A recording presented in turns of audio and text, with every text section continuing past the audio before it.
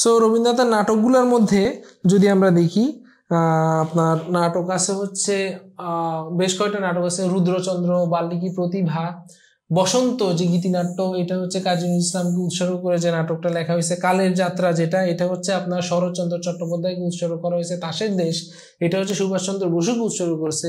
হ্যাঁ, তার নৃত্যনাট্য আছে, তারপরে হচ্ছে মানে নাটক বিভিন্ন ধরনের আছে, নৃত্য নাটক, গীতিনাট্য, তারপরে হচ্ছে নৃত্য কাব্য, প্রহসন।